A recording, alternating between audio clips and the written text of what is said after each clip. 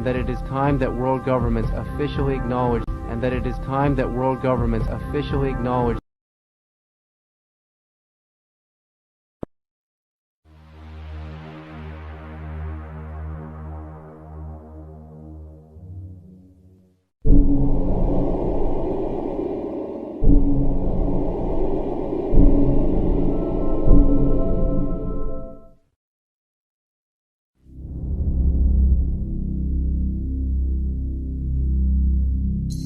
We have an unidentified flying object.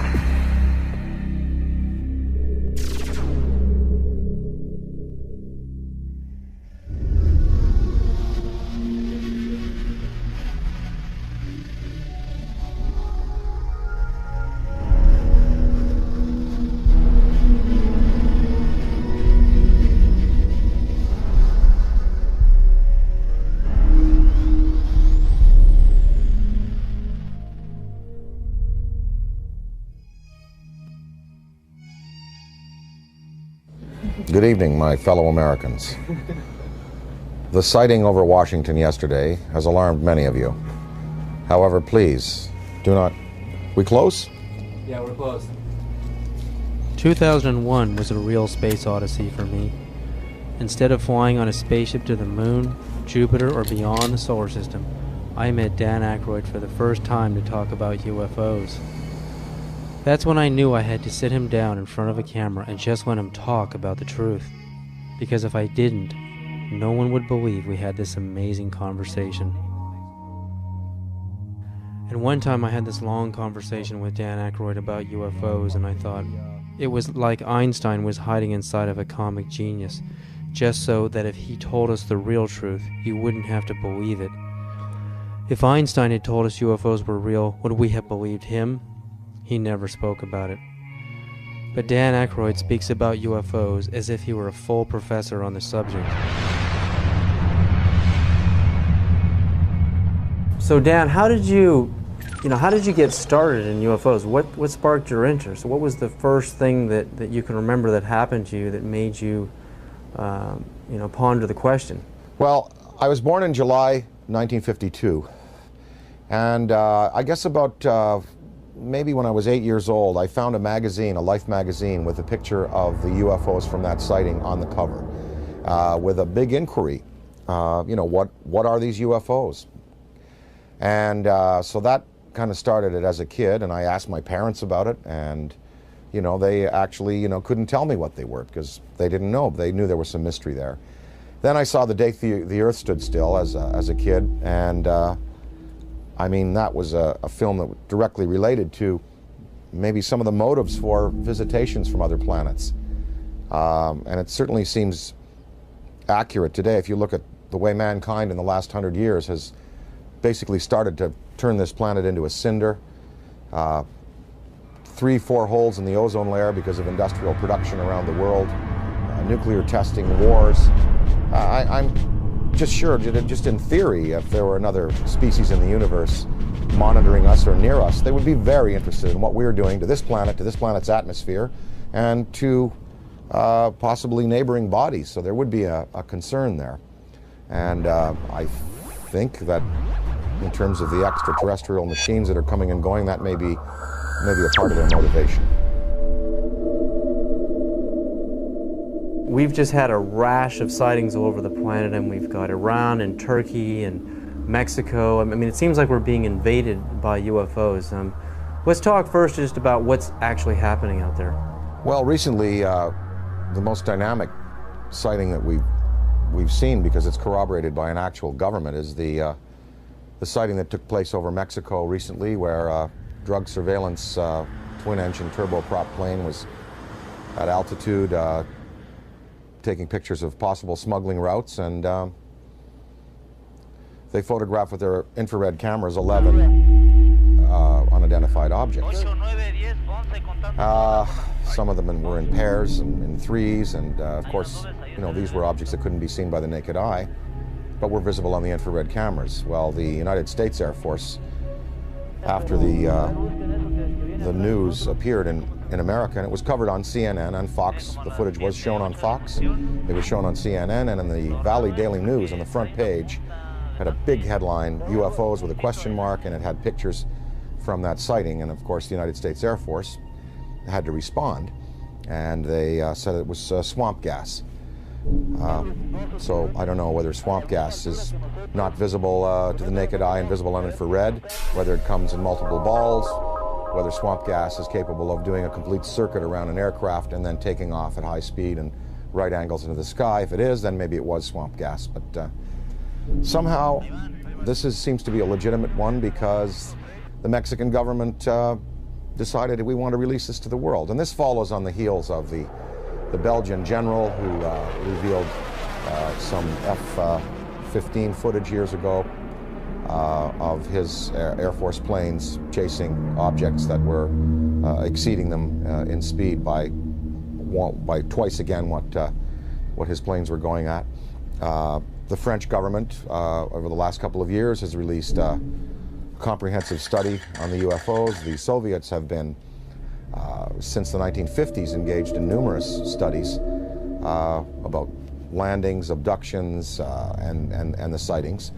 So we do have legitimate government inquiry going on, and in fact, as anyone in the field knows, the United States government for years has been covering this issue because they were compelled to cover it, because of Ken Arnold's sighting, because of the sighting over Washington in July '52, just after I was born, the famous shot of the V-shaped lights over the Capitol and over the Coast Guard station. So the government initiated originally, I believe it was, there were Project Sign, Project Grudge, the Condon Report, Project Blue Book, and then they engaged J. Allen Hynek. So, the French, Belgian, Mexican, Iranian, and Turkish governments are not the only ones who address this issue. Our good old USA government has, in fact, seen the necessity to put people's fears or concerns at rest.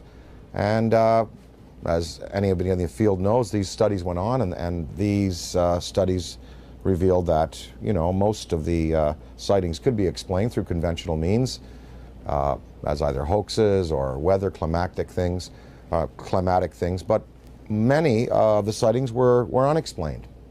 And so therein is where lies the mystery in all of this.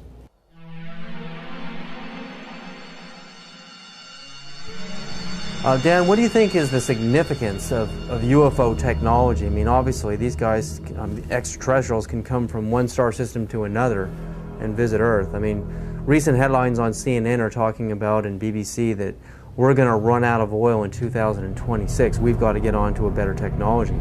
I mean, to be able to go from another star system to Earth, obviously they have the answer.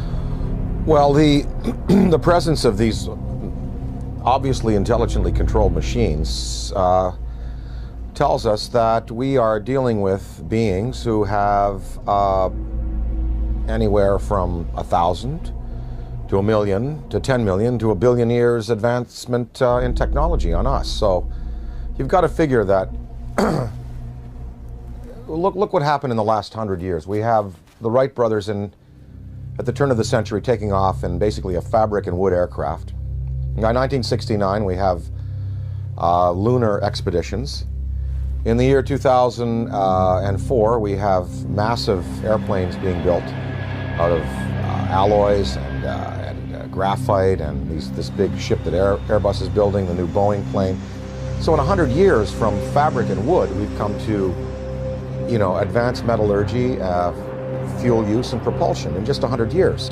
Imagine what a culture could accomplish in 1,000 years, or 10,000 years, or 1 million years, or 1 billion years. It's not inconceivable that you have intelligently manufactured and controlled machines that can not only traverse great distances in space by mastering gravity and the time-space continuum, but also the interdimensional travel that might be possible. Many theories now purport that there were not only 4 dimensions at the creation of the entire multiverse 14 billion years ago at the time of the Big Bang.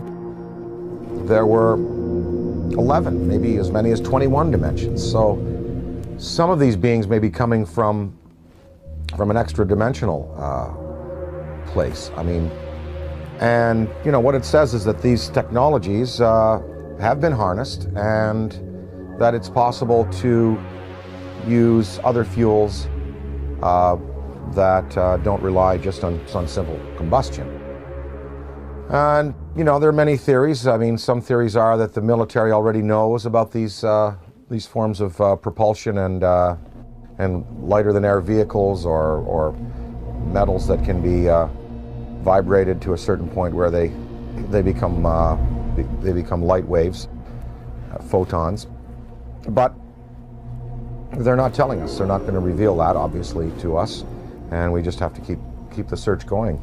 So I think that it's incumbent on us as a race on this planet to begin to find alternatives to the fossil fuels, but we're just not doing it fast enough.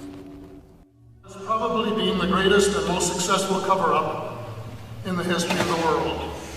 UFOs are as real as the airplanes that fly over your head. That is my unequivocal conclusion. Oh my God.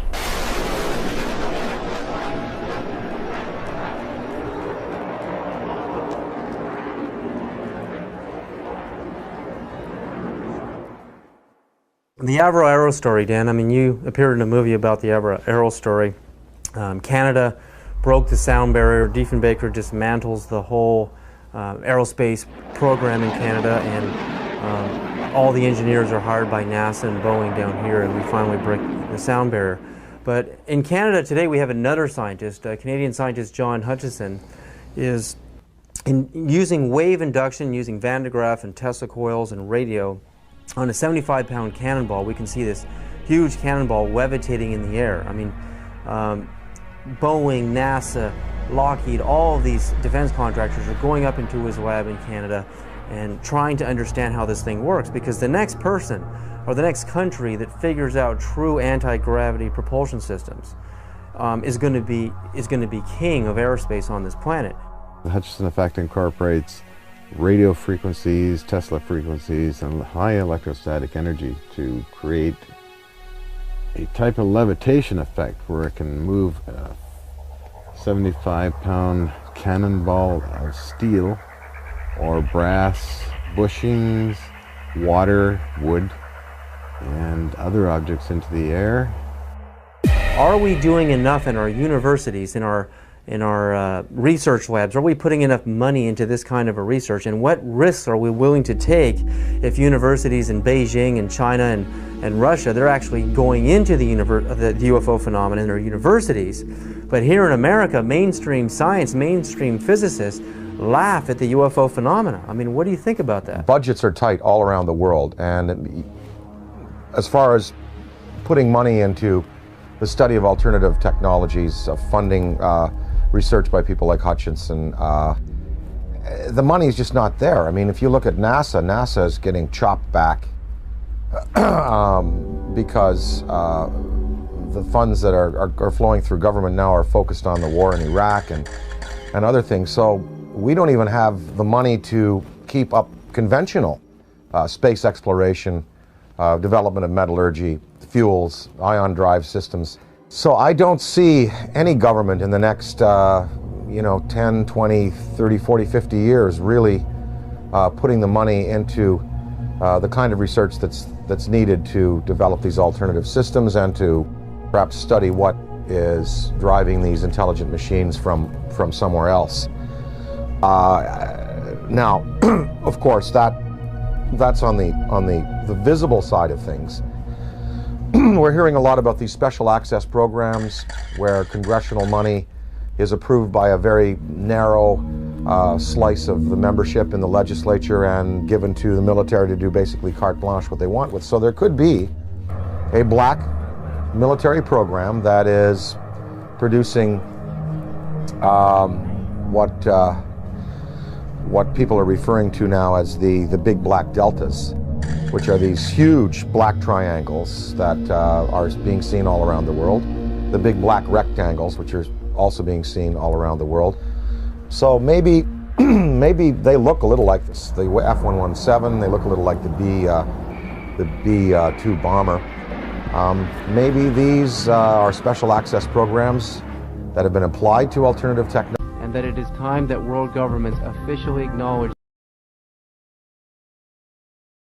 I don't see them revealing, you know, these the sources of these programs, nor their applications right now. Okay, I worked in the U.S. space program for 36 years. I was a contractor employee, first working for McDonnell Douglas and then ending up working for Boeing after McDonnell Douglas was purchased by Boeing. I started at the end of the Mercury program and then worked the whole Gemini program. And during Gemini, I was responsible for the design of the equipment for the life support system. And so I had a distinct interest in keeping astronauts alive and having successful equipment. During the program, when we were flying the Gemini spacecraft, my interest in UFOs became very real. It became real because, first of all, Gemini 2, which was unmanned, it was rumored and talked about among our researchers that 2 UFOs had followed Gemini 2. And then Gemini 2 was, of course, recovered later. And I didn't think too much about that except, yeah, that's kind of funny. Very interesting stuff. And then when Gemini 4 flew, and its 4-day mission, 66 orbits, with James McDivitt and Ed White, about halfway through the mission, McDivitt said he has something up here with him.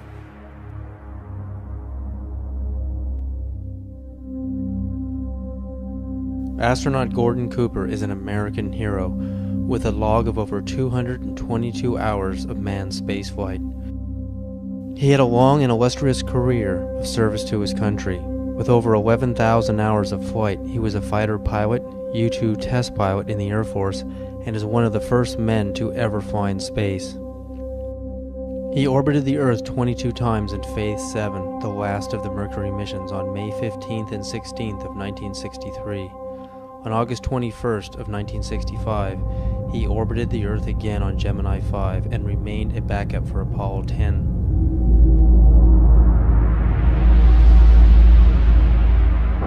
Well, I've had some occasions to know some of the people who were involved in Roswell at one stage or the other. I think there's been an awful lot of untruths put out on Roswell and an awful lot of conjecture. I think there have been some truths in it. I think definitely there was something other than weather balloon there.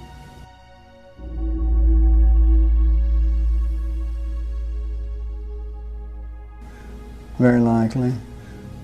I'd like to think they reversed engineered it and did something with it, you know, did some benefit with it, which would be the logical thing to do, but I have no way of knowing whether they did or not.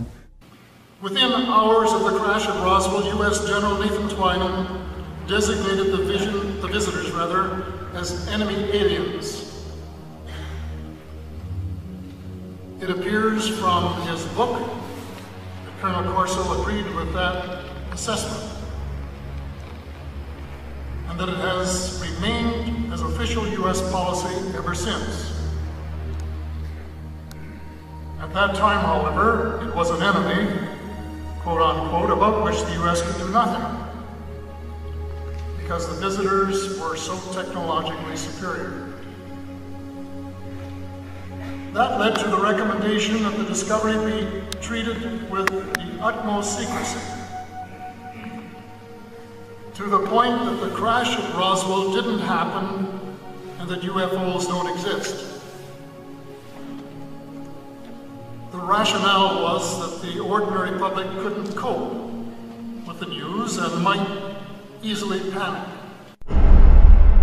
Area 51, Dan, I mean, we hear stories from Bob Lazar, we hear stories about alternative space program theories, you know, we're building UFOs and reverse engineering UFO technology since the saucers crashed at Roswell and the plains of St. Augustine, and we have reverse engineered that technology today. That's the theory, and NASA is just a smokescreen program.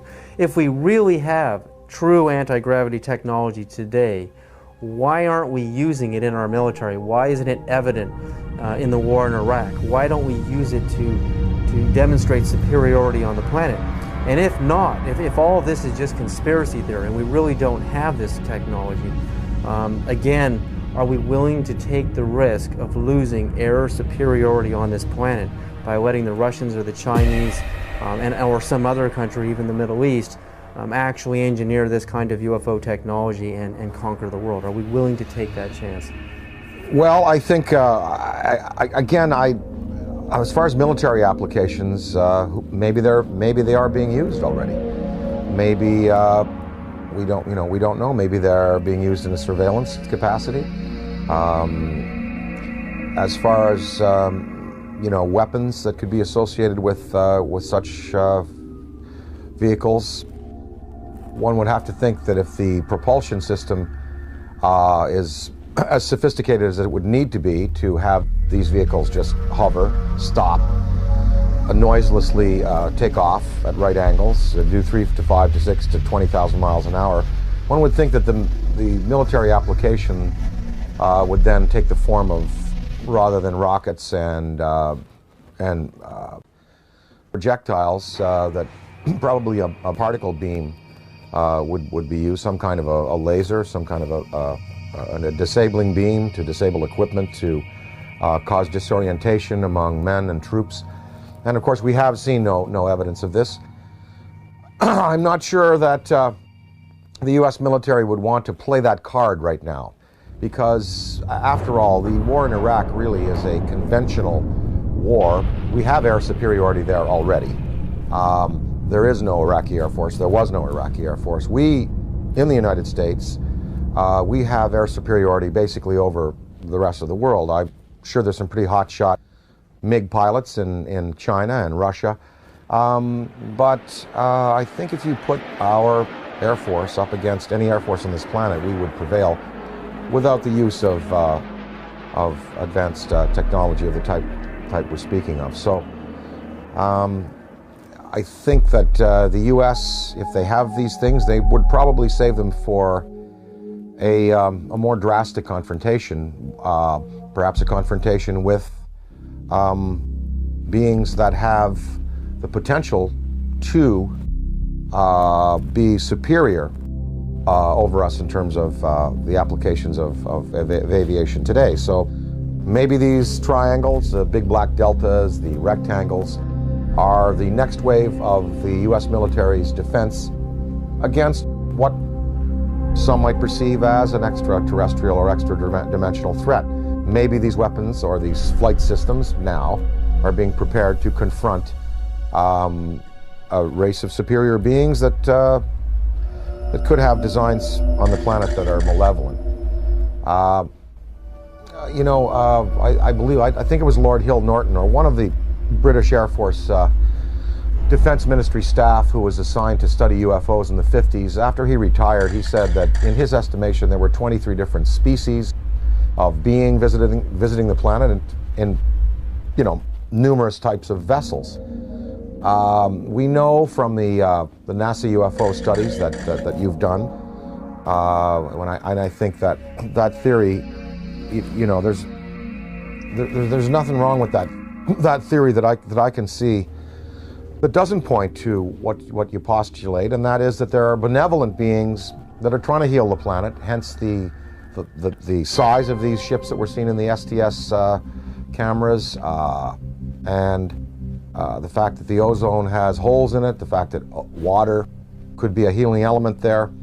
What are these lifesaver-shaped little Dropa-stone-shaped ships conveying to our planet? Well, we see them coming into the atmosphere, and on the STS tapes and other forms of exposure, they're not releasing personnel, they're not releasing projectiles, and no harm has come to the planet, through their intervention. So one can assume perhaps that maybe there are benevolent beings out there and malevolent beings out there, and maybe the United States government is preparing weapon systems to deal with the malevolent beings. Ronald Reagan said in a speech, he said, what if there were a species from another planet that was threatening us? We would all find a way to work together. And one can only think about the Star Wars system and the fact that there we had satellite-mounted cannon. Well, they'd be good for shooting down rockets. They also might be good for shooting down other invasive vehicles that are coming into our atmosphere. Ronald Reagan himself spoke about a UFO sighting that he had when he was governor of California in the Beach King Air that they used to use. They were coming from Sacramento. His wife was with him, Sacramento to Los Angeles, and a saucer clocked the plane for a good 45 minutes. And Reagan spoke of it to a lot of people. And I think maybe, you know, part of his motivation in getting the Star Wars weapon system up might have been that to prepare ourselves for the day when other beings might come to this planet with designs of, who knows, taking minerals without authorization, taking people. You know, we're probably just going to have to wait to see. I occasionally think how quickly our differences worldwide would vanish if we were facing an alien threat from outside this world. Colonel Corso makes it clear that the Reagan administration's Strategic Defense Initiative, appropriately dubbed Star Wars, was primarily designed for use against the alien intruders. His contemporary successor, the anti-missile missile defense system, is also being designed with that as one of its principal objectives. It is true that a case can be made for attempting to provide a shield against the Russians and Chinese, although everyone knows that the Russians are not going to embark on a policy which would result in their total destruction. It is equally true that they, too, are aware of the visitors and know that the perceived threat from the visitors has been a major consideration in the planning of the anti-missile system.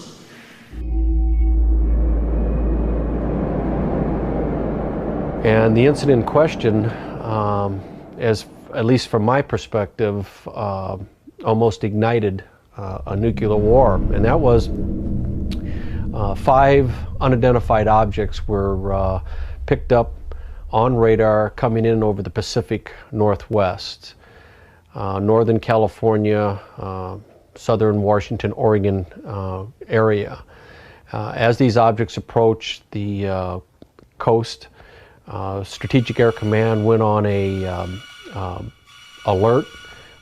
We were in a defense condition, or what is referred to as a DEFCON, Defense Condition 3, which means that the nuclear forces were ready, but they weren't on a ready stated alert.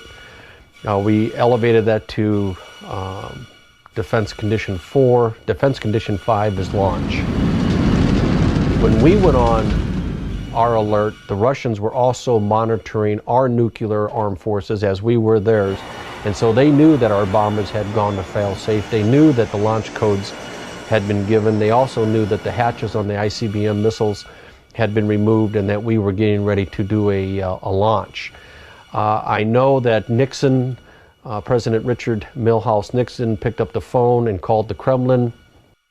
The White House notified the Kremlin that these objects were not, and I repeat, not a preemptive launch by us, that they too, the Russians, had been tracking these objects as they came in over the Bering Sea.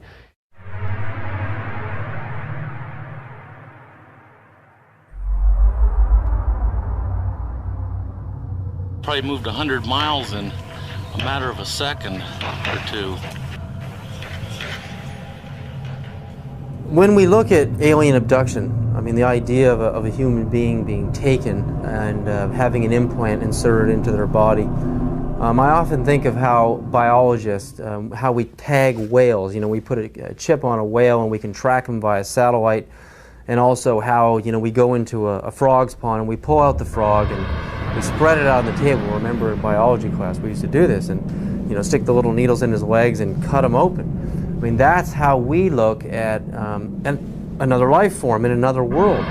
So is it really a sign of violence and negativity that an extraterrestrial civilization is coming to Earth and doing the same to us, putting computer chip implants on us to track us, know where we are, study our species, do a little bit of biological experimentation. I mean, I know for us it's horrific. I mean, it's absolutely a violent thing for us as humans. But from their perspective, do you really think that they're being violent? Well, again, I have to go back to some of them might be here for good purpose. And that it is time that world governments officially acknowledge And some are here for selfish purposes.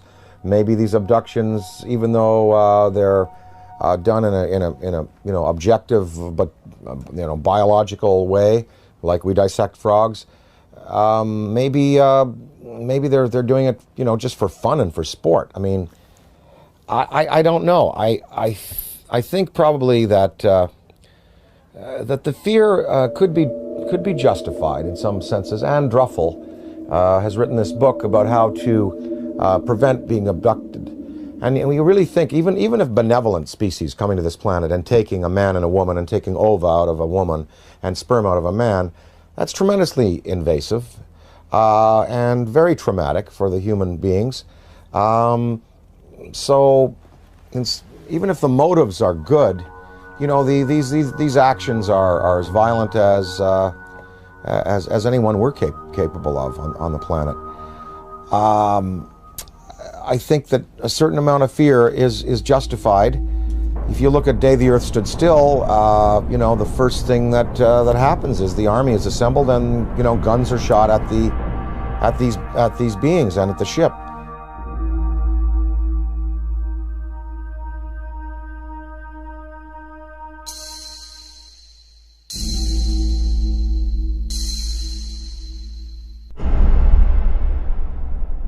I addressed the question to Dick Cheney because I say the most important question to put to any high-ranking official is not what do you think about UFOs or have you seen one. The most important question is, have you ever been briefed on the subject? Did someone walk in your office and tell you what's going on? Because if someone walks into the president's office or some high-ranking official and briefs him on the subject of UFOs, it is for real. It's not imaginary, as the government has been saying for 60 years. So I asked Mr. Cheney, this is 3 months after he became the vice president, I asked him on the air, and this is still on Diane Ream's archives, Mr. Cheney, in all your jobs in government, have you ever been briefed on the subject of UFOs? And if so, when was it and what were you told?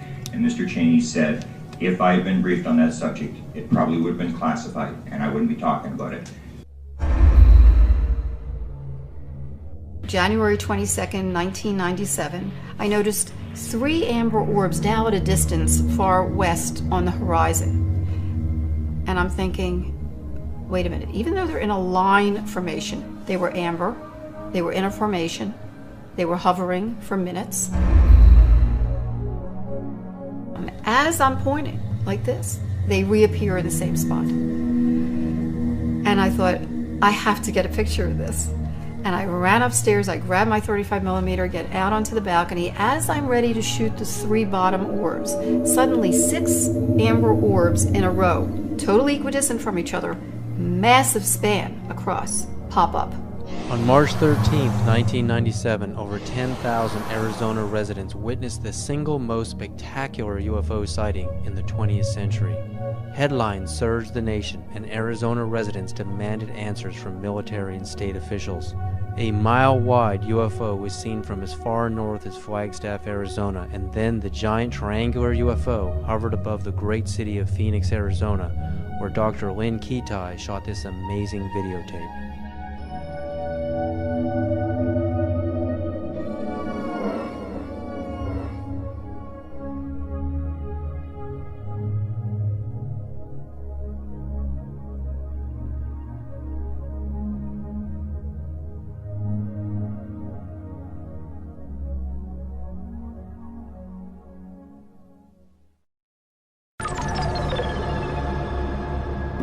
When we go out into space and we're exploring the cosmos out there and we're looking for signs of extraterrestrial life, what kind of a communication are we going to send out? I mean, if Dan Aykroyd was the ambassador, if you were the ambassador for Earth, what message would you teletype to ET?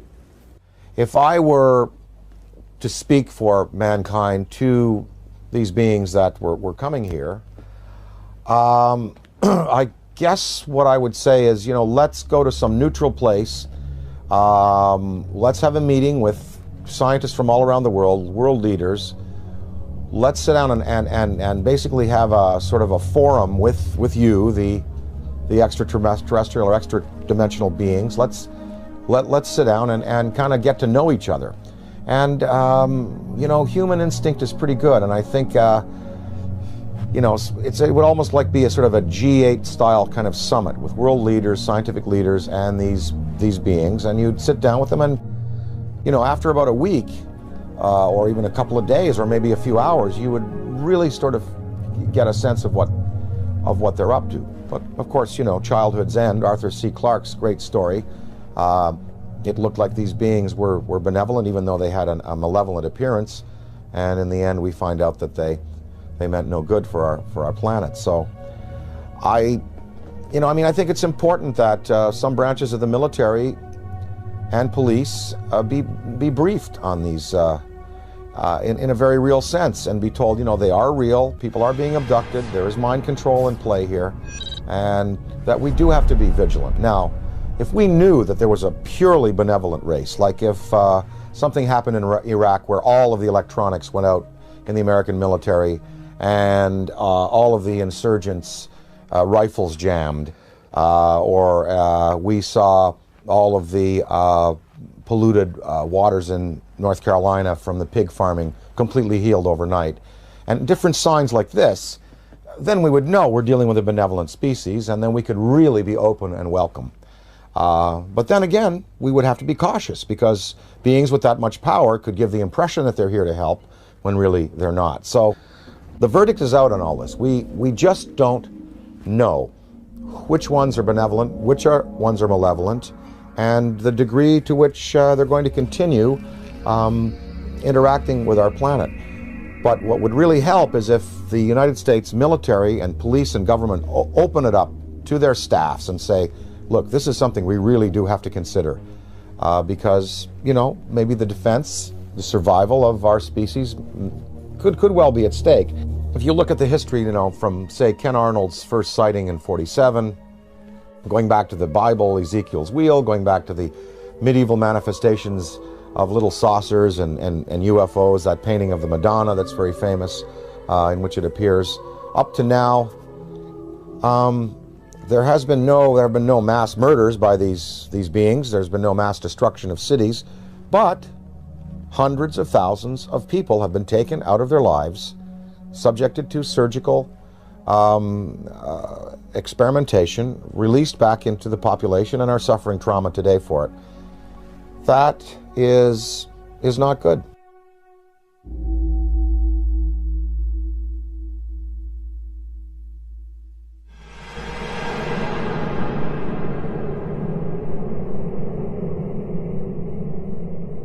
The idea, I mean, like in the movie Close Encounters of the Third Kind, the meeting on the dark side of the moon in Devil's Tower, Wyoming, I mean, it seems like the logical thing to do. I mean, we have a communication, a teletype message, we have a place, a location, and a time, and we isolate it from the public until we know it's safe. I mean, we check each other out. I mean, this seems like the most logical thing to do, you know, even rather than meeting on the White House lawn. I mean, this is the way we would like it to happen.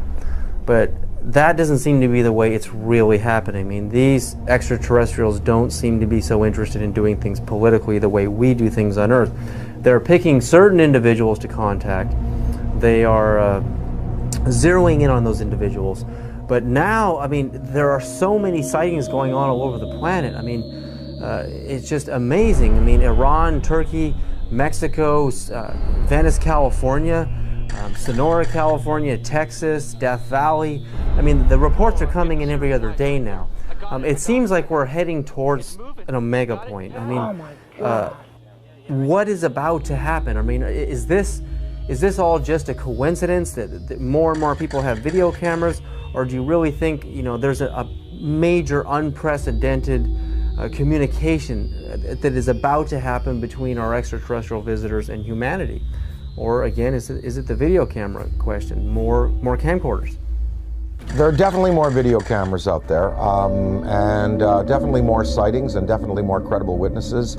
You know, the biggest thing in ufology in the 60s was Herb Shermer, the Nebraska Highway Patrolman, who was at the Ashland Oil tank farm out there in Nebraska, and he writes in his diary, you know, saw flying saucer, and then under hypnosis, turned out that he was taken aboard and informed of their intentions. Barney and Betty Hill. I mean, these were the key cases. Shermer, Barney and Betty Hill, the Pascagoula incident, Travis Walton. Now there are hundreds of cases like this, and I think that because it's in the consciousness, because we have, you know, a poll saying basically half of the world believes and half doesn't, we're reaching a point where, as Stephen Bassett talks about his time clock, it's like the nuclear time clock that we had in the 50s before we blew the world, you know, before we blew the world up. The theory that once the hands got to midnight, that's when all the nuclear weapons in the world would be discharged. Well, we've stopped that nuclear clock, thankfully.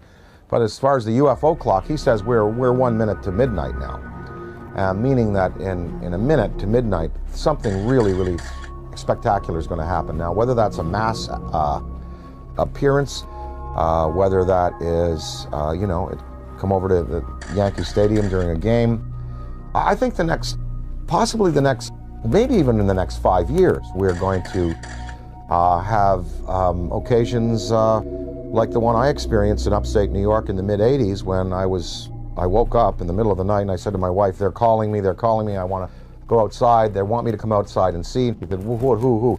Something outside wants me to come out and say, oh, just go back to bed. I went back to bed, but in the next day in the media, in newspapers, in radio, all over upstate New York and Ontario and Quebec and Vermont, people spoke about this urge they had to go out of their houses at 3 in the morning and look up into the sky. And 12,000 people shared this urge, and they went out, and it was a big, big news story.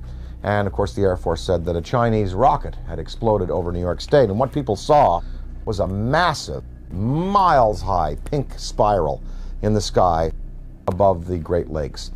In Hull, Quebec, Canada, a few years afterwards, there was a story of several hundred people, almost 1,000 people, in this community, Gatineau, north of Hull, Quebec, Canada, in the Quebec province, sharing this urge to come outside and look up into the sky, and they also saw an apparition. So there are going to be more of these mass sightings. And, you know, the day that 1 million people in Idaho at a rock concert or something see it, that is when you're going to really get the conventional military and police sitting down to say, well, it's time to throw the Brookings Institution report out and lay it open to the people and let the people decide, you know, what must be done in conference with our state leaders.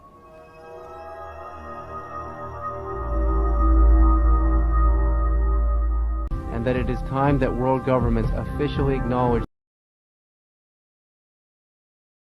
national security, and if they did, would they classify it to protect the national security?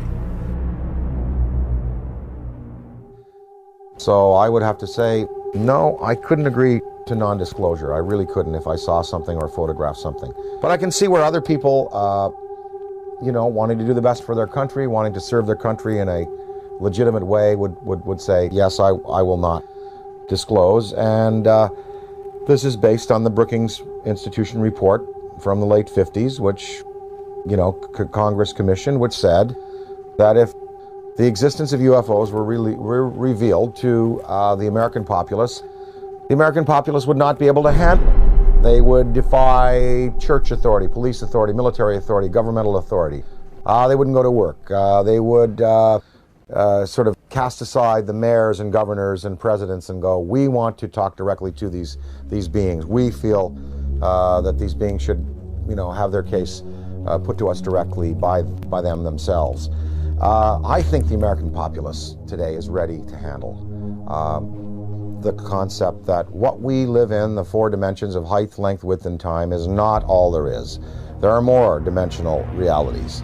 There are advanced beings with machines that can skip from dimension to dimension, from galaxy to galaxy, using the Einstein-Rosen bridges, the wormholes. I think the American people I think half of them know, and I think the other half, with the proper evidence, would be ready to accept it. It's going to take a mass sighting for the U.S. government to finally say, look, we're going to come on side with France, Belgium, Mexico, Turkey, Iran, and we're going to tell the truth, and we're going to reveal what happened to Tom Mantell when he went up in his P-51, what happened in the Great Lakes when I believe it was an F-104, I believe, was scrambled over the Great Lakes in the 60s. What happened to him? You know, I think that that if you have that type of sighting, then there'll be no choice. Interdimensional travel. I mean, not just traveling through our dimension, but going into alternate dimensions, Dan. Would you, and if you could, a spaceship arrives in your yard, and you know you've got the barbecue out, and there's the steak on the grill, and they want you right now to come with them and go into another dimension, and to move forward and backwards on the timeline, to go forward in time and backward in time. If you could move forward and backward in time, are there any events in human history that you would interfere with, that you would change to alter the destiny and the course of humanity? Well, I wouldn't want to go back in time and change anything, because that would be a tampering that I wouldn't serve mankind well. Although there are many horrors, of course. Wouldn't you have loved to have caught Hitler as a 15-year-old and have him drown in a river? You know, because then we could have solved the Holocaust problem, and then World War II may not have, well, look, there were two guys. There was Otto Dinkel. You ever heard of him? Well, he was an orator hired by the German army, just like Hitler was, to speak. If Hitler died, maybe Otto Dinkel would have been the guy that would have gone on with this rabid anti-Semitism and wiped out 9 million people.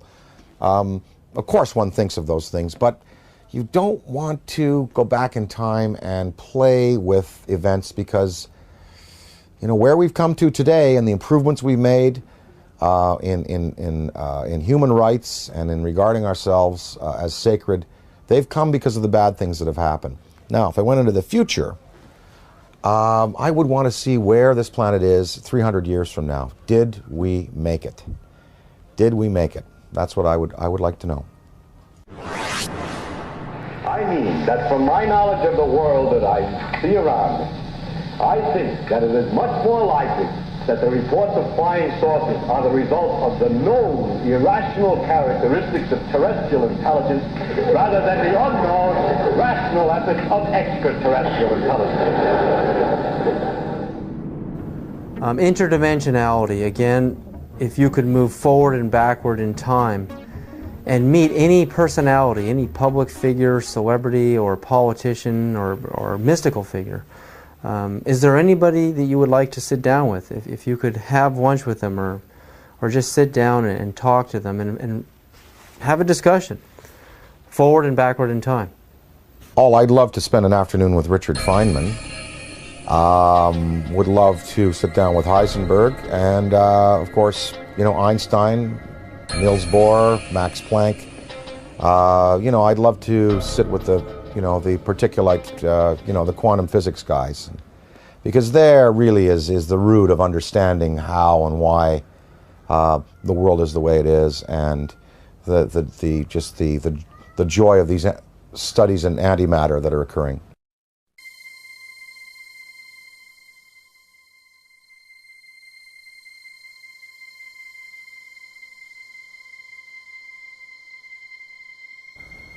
Everyone you picked is a physicist, a scientist, and I often think about how spirituality and science are merging, how they're kind of coming together. I mean, what ancient civilizations thought of a universe was really the Earth and the Sun and a few planets. And now with the advent of the Hubble telescope, we can see that the universe is far bigger than the ancients had ever imagined. So while science and religion are merging on some ideas, in other areas they're just far off. But to make matters even more complicated, the idea of parallel dimensions or parallel universes, I mean, it's just getting so vast out there. How do you map a multiverse? You know, I've talked to some guys, they say that fifth dimension, sixth dimension, could be right here by my ear and could be a millimeter wide and a millimeter across. You don't, because you're talking about, dimensions that defy any kind of dimensional understanding. And, there was I forget his name, he died recently, in the last 2 years, but he proposed that there are parallel realities just because of the way we go through time. Like, here we are in this interview right now. Well, what I said and what you said and what we all did 2 minutes ago still exists somewhere. Because we just did it. It's there. It's like a wake we've left. And if you had a time vehicle, you could go back to 2 minutes before and stop and see what we're doing 2 minutes before. You go back to your high school days. You go back to your days as an infant. And those realities are still existing alongside what we're progressing through. It's all a beautiful, beautiful mystery. I am here because I am a writer, a performer. I find it entertaining. I'm not a scientist. And I'm not a theosopher or philosopher. And I am just here because it is enormously, enormously entertaining. And mysteries like this are challenging. And it's really, really fun to contemplate that, there may be beings out there who are concerned about our planet and who may give us the opportunity to advance ourselves. It's really fun to contemplate.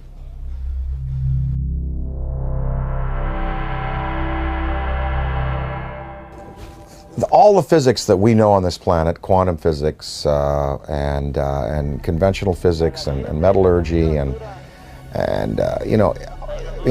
all of it, it can really encompass a theory of how these ships move. I mean, you've done it yourself, David, proposing that if you can convert a mass to a state of of photonic energy, then there is no mass anymore, and you're looking at pure light. You're looking at anti-gravity. You're looking at something that can be harnessed in waves. Well, what is the fuel? Well, people, Bob Lazar talked about this element 115 that was put into these generators to boil mercury and to be used as gravity tractors.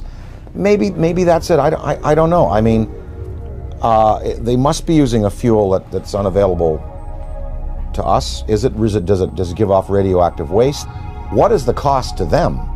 For instance, the Venice UFO that you recently showed me, and I covet that tape. That's amazing. Because you see the metallic quality of the object, you see the force field around it, you see it spinning. It was May 2nd, 2004, approximately 11:30 a.m. And I was walking from my apartment with my girlfriend down this alley right here. And we were just sort of walking this way, and I looked up over at those phone lines, and we saw something that we really couldn't make sense of. It was a very shiny, metallic disc. So we turned the corner here, and this is basically where we're just looking at it. And we're pretty much like, okay, that's not a balloon or anything we're familiar with. So we sort of kept walking to the corner and just stared at it for a while until it hit me, that this was really something. There was a man also looking at it, sort of a bystander, and he said, wow, do you guys see that? And that's when I realized all three of us were looking at something extraordinary. What is the environmental cost of running these machines? Are they clean or are they not? Is there some, wherever they came from, is there some place they have to go back to after their journeys are finished to dump whatever they've used up in terms of fuel, like we would a bad fuel rod in a reactor? That is a question I'd like to know. I'd like to ask is, are you a clean burning vessel, or is there some cost that you pay like we paid for atomic energy? When we consider that it may be possible to take mass and reduce it down to zero, make it as light as a photon, we can start to approach this whole light speed phenomena from a whole new direction. I mean, we're going to be able to do this. This This is the only logical answer. There are no fissile nuclear materials in the universe as we know it to produce the kind of energies in a steady stream that you need to get mass up to that speed. There are no fissile nuclear fuels that can produce 1 trillion electron volts all day long. And wormholes are even more exotic. The idea of bending and folding two spaces of space-time together and creating a shortcut wormhole to vector in between those 2 points, according to Kip Thorne, who wrote Black Holes and Time Warps, that the energy required for a wormhole is 100 million suns, the negative energy they put out for an entire year. There are 100 million suns in our galaxy alone. That means all of the negative solar energy coming from our suns in this whole galaxy, the total energy for a whole year is required to create a wormhole. Where has any extraterrestrial civilization or our civilization going to get access to levels of energy that high? It's never going to happen. That's why I've reversed the table here. I said, you have to ultimately get frustrated with the idea of increasing energy en masse. You have to it's like banging your head against the wall and trying to cram it through the wall. You will never be able to do it this way. So the new way, as I propose, is to make this all possible. And when you consider UFOs coming in, stopping on a dime, and then accelerating and turning out into space, any Air Force pilot can tell you that stopping on a dime, the G-forces are going to throw you right through the walls. Yeah, you'll be crushed. And then sudden acceleration is going to do the same thing. It's going to destroy the body of the pilot. So this new approach and this new idea, I mean, this is just the inception, it's just the beginning, but I think this is really the only avenue that we can look down right now and the only way we can see solving this problem.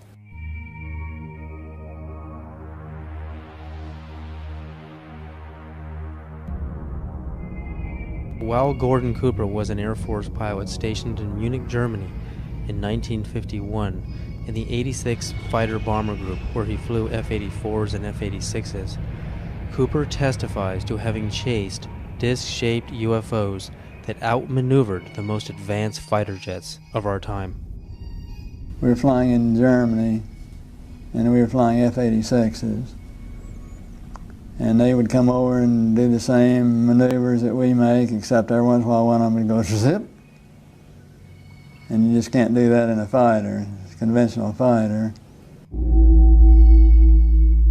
They're just typical saucer shape, double lenticular shape, metallic looking. Well, yeah, they weren't just random. They were flying fighter formations, very definitely under positive control.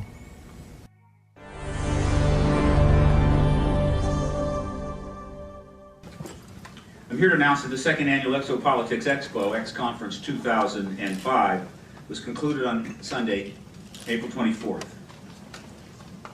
This event was produced by Paradigm Research Group. 26 speakers and panel. And that it is time that world governments officially acknowledge. It was a unique event which focuses on the political, governmental, and social implications of extraterrestrial-related phenomena. It is produced by PRG as part of the emerging activist movement seeking to end a government-imposed truth embargo regarding extraterrestrial-related phenomena.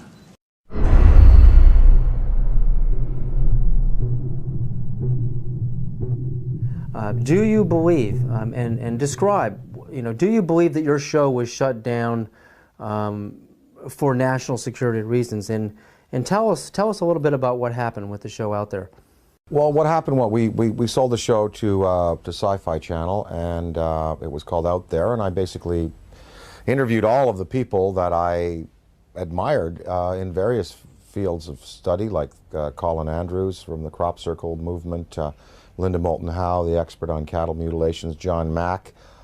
And let me just put a pin in things right there, because John Mack has taken the study of abductions, UFOs, right out through the other side, and he's going, yes, we know they're here, we know they're coming, we know people have been taken, we know there's experimentation going on, we know people have been told about agendas. What we now have to do is use that as a key and as a motivation to socially transform this planet, to a more peaceful, more loving, more tolerant state. So his movement, the movement for social change, has just accepts as a fact abductions, UFOs, interplanetary intervention, and what he's doing is taking it out through the positive side of it and saying, now we must use it to socially transform. And I think his message is great. But I talked to him, I talked to the Allagash guys who were taken in the canoe on that trip in Pennsylvania. The last show we did, I had both Bassett, who has the UFO time clock, and then Greer. Both Bassett and Greer were there. They were my two guests for the day. Well, the show was canceled that afternoon. And I was outside, before I knew it was canceled, in between the interviews. And I was outside, and Britney Spears called me because she wanted me to appear on Saturday Night Live with her. And so I was outside having a cigarette, the phone rang. Oh, Brittany, how you doing? Oh, sure, of course I will. I turned away like this. I turned back, and there was a black Ford across the road, a black Ford sedan. And I was trying to look at the plate, and the plate seemed kind of like fuzzy, and I was, definitely a police car. And two guys were there, and a big, big, tall guy got out of the back seat, and he stood in the street on 42nd Street it was. We were at 42nd Street and 8th Avenue, and he looked right at me. And literally, I was on the phone. Hey, oh, sure, of course I'd love for the show. Saw the Ford, went back like this, turned back like a half second later, and it was gone. And that car did not go past me. It did not make a U-turn, because I would have seen 42nd Street. I would have seen that thing take a U-turn and go away. That car vanished. That car was a cloaked vehicle of some type. And whether this was like a warning to me, because the guy got out of the back seat, gave me a real dirty look. That car vanished. I know what I saw. And it was just this fast. It was, oh, hi, Brittany, sure. Oh, of course, I'd love to. Guy gives me a dirty look. Oh, well, sure. Car gone. That's what happened. And then 2 hours later, we were told we were not to continue taping, and the show was canceled, and none of them would air. I don't know. I don't know. Was that an MIB experience? Black helicopters, military abductions that happen. Sometimes people are taken, and they talk about then being visited by military personnel and debriefed about their abduction. Was it a technology associated with some of these beings that are visiting that wanted to warn me off, or that wanted to give me verification that I was on the right track? I don't know. But I do know I did turn back a second later, and it takes so long for an automobile accelerating from 0 to 40 miles an hour to reach the corner of 8th Avenue and 42nd Street going past me, and then pulling a U-turn and going out towards Times Square. I would have seen that car. And I looked around. I was looking for that then. It was gone. So I don't know. The tapes exist. I have them. We're going to try to repackage them. We might put them out on DVD.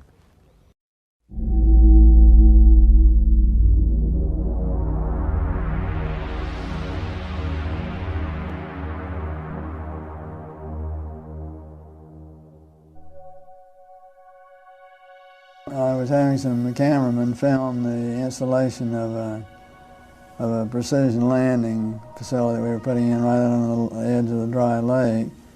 And this saucer flew right over them and put down 3 little gear and landed out on the dry lake bed.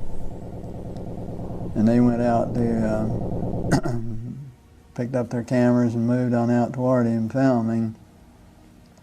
And he lifted off, put the gear back in the well, and climbed out at a very high rate of speed and disappeared. And so while I was going through all the regulation books and finding out the number to call in Washington to report it, I had them go over and develop the film. By the time they got back with the developed film, I was on the higher and higher and higher level officer talking to me. Finally with the colonel telling me to when the film arrived at my desk, to put it in the carrier pouch. There would be a courier there at my office by that time already, and they'd arranged for him to fly in our base airplane back to Washington with these films, and do not run prints, etc., etc., etc. We didn't have a chance to run it. I had a chance to hold it up to the window and look at it. It was certainly good film. Well, by this time I was involved in the research and development and doing very classified programs myself, you know, at the test center. So I knew that we didn't have any vehicles of that kind, and I was 99 9/10% sure that the Russians didn't have any of that type either. So it certainly, at that point in time, there was no doubt in my mind that this vehicle was made at some other place than here on Earth. And yeah, well, Buck Rogers and Flash Gordon coming true. Dude, I got it, man. Probably moved 100 miles in a matter of a second or two.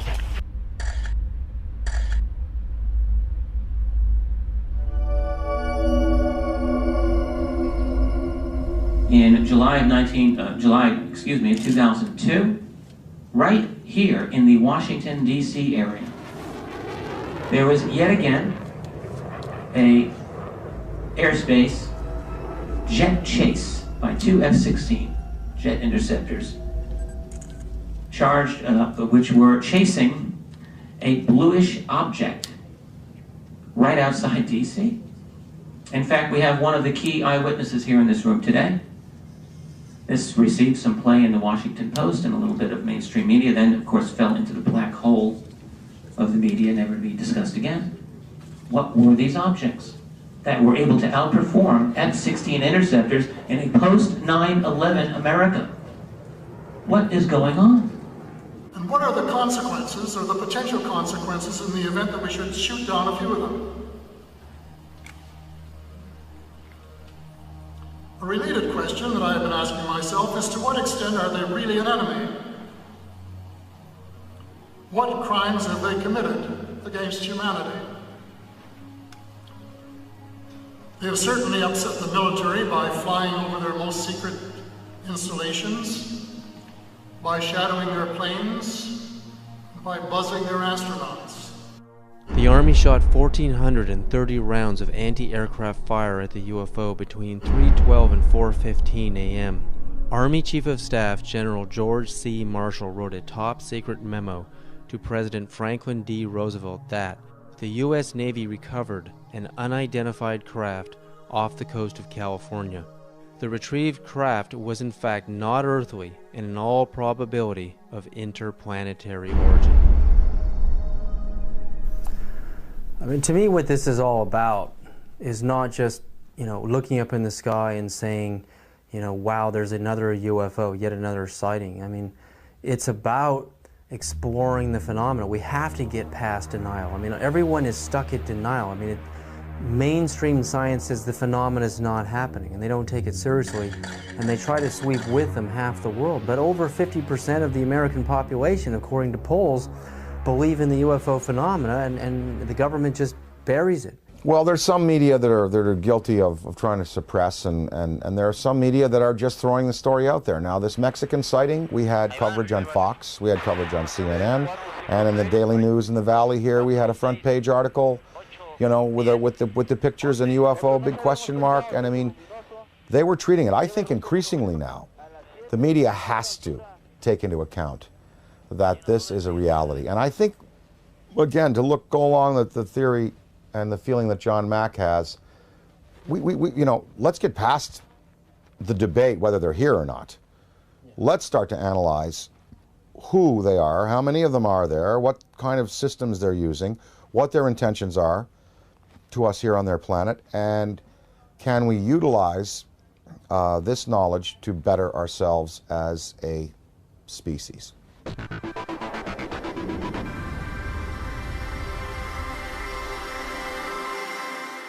With the advent of the Hubble telescope, I mean, when you see how big it really is out there, and the idea that we're stuck on this myopic little ball, we're just glued to it, we can't get our eyes off of it.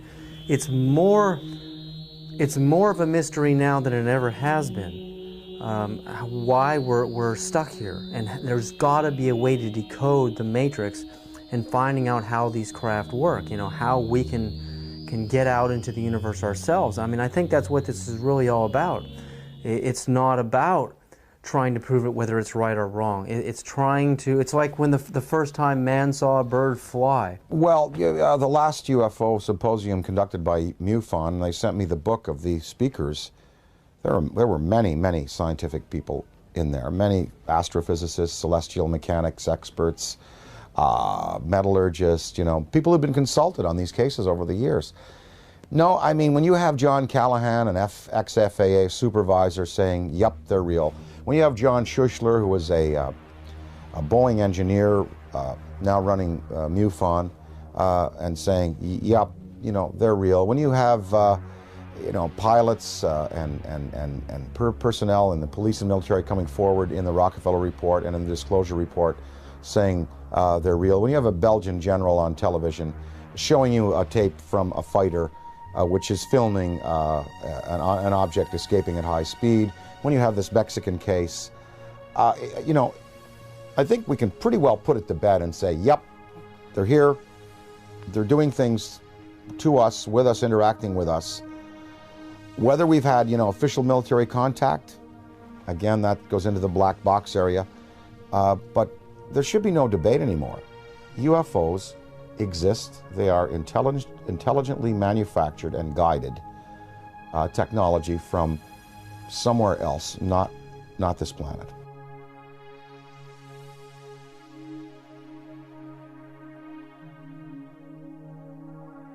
While human beings can only see from red to violet wavelengths of light, the infrared and ultraviolet spectrums are invisible to humans. I quickly learned that NASA uses special video cameras that are capable of seeing into these invisible spectra. The tether has broken and is going away from us. Get it on the TV, Claude. Please get it on the TV. After the 12-mile-long tether snaps, several days later on an orbital pass, the cameras find something that should not be there.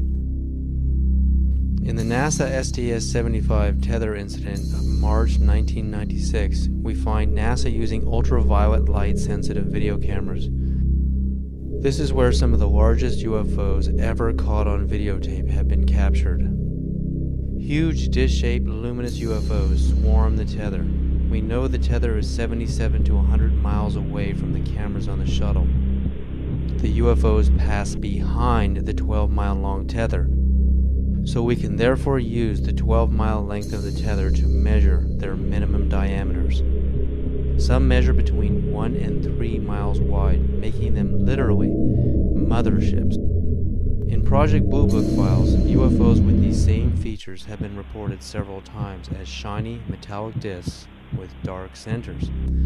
Specifically, in the invisible infrared, Trevor James Constable, a retired World War II radar operator from New Zealand, has photographed many UFOs with the same features, translucent discs of light with dark centers.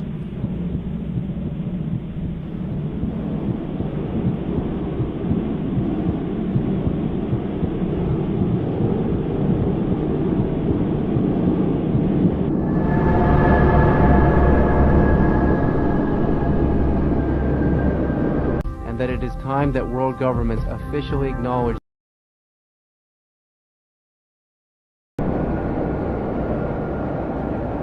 The time has come to lift the veil of secrecy and let the truth emerge so there can be a real and informed debate about one of the most important problems facing our planet today. So how do people respond to Dan Aykroyd when he talks to them on a personal level about UFOs? You know what? It's interesting. When I talk to people, well, first of all, people ask me about it. They come to me and they say, oh, well, you know, we saw an interview, we heard an interview, they heard the thing on Art Bell that we did. They come to me and ask me about it. So it's not like I have to go out there and crusade and say, hey, did you hear about the latest Mexican case? They've seen CNN, they've seen Fox, they've seen the Daily News. They come to me and ask me about it, and I basically lay out, you know, my thoughts on it. I'd say half the people that I speak to about this have either seen themselves, heard about it from a credible witness, or are willing to accept. The other half, totally not. Harold Ramis, my good friend and collaborator, does not believe, will not accept until, you know, proof hard proof is presented to him in the form of, you know, something tangible. And what I've been able to do is just open people's minds a little bit and let them think about it. And of course, the greatest proof are the kinds of tapes that now exist, the kind of videos that exist. Usually, when I show some tape of some different things that have been exposed to me, well, it's pretty convincing. And then at that point, people have to go away and accept that, you know, that these things are a part of our reality. Well, what I'd like to, you know, what we'd all like to affect is some positive change in the world and try to help the tipping point where good tips to overflow evil in the world. I mean, you know, we know there's good and bad out there, yin yang, black, white, you know, there are you know, there's tremendous divisiveness in the planet, and you know, perhaps this study and this understanding of things that are greater than we have accomplished technologically will lead us to a spiritual awakening, one that helps us respect other beings out there in the universe and other dimensions, and also in our own 4 dimensions and here in the physical world that we live in.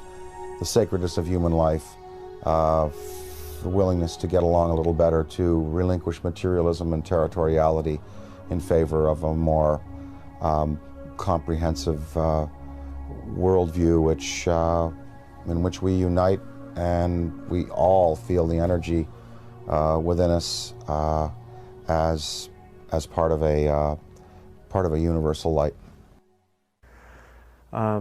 Gotta thank you, Dan, so much for this interview.